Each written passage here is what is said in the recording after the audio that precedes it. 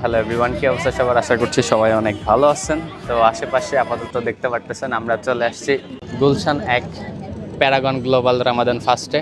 তো আজকে এখানে দেখতে পারতেছি অনেকেই যে যার যার ফ্যামিলি নিয়ে আসছে ইফতারি করার জন্য। তো আজকে আমরা দুজন ফ্রেন্ড চলে আসলাম, ঠিক আছে। আশেপাশে অনেক মানুষ দেখতে পারতেছেন। আমাদের আমাদের প্লেটারটা এখনো আসে নাই, আমরা ওইটার জন্য অপেক্ষা করতেছি। যাই হোক, দেখা যাক কতক্ষণ পরে আসে। যদিও অনেক ভিড়, আমরা সিট পাই নাই, তাই নিচে বসছি, ঠিক আছে। এই যে এটা পারছি, দেখাও, এটা পায়ের নিচে বসা লাগছে। অনেকে চেয়ার টেয়ার আসে রাখছে বসছে, কিন্তু সব বুকিং হয়ে গেছে, ঠিক আছে। বুকিং হওয়ার কারণে আপাতত আমরা নিচে বসছি, আরো অনেকে আমাদের সঙ্গে বসছে। তো দেখা যাক আসলে এখানে এটা হচ্ছে কি, আসলে এটা কি মিউজিয়াম দেখা আছে? সিরাত মিউজিয়াম, হ্যাঁ। এটা নবীজির ঘর, মানে আচ্ছা আচ্ছা কেমনে কি করছে সবগুলা এখানে আচ্ছা, দেওয়া আছে। এটা আমরা একটু পরে এক্সপ্লোর করে দেখাবো আপনাদের। আমাদের সঙ্গে থাকবেন।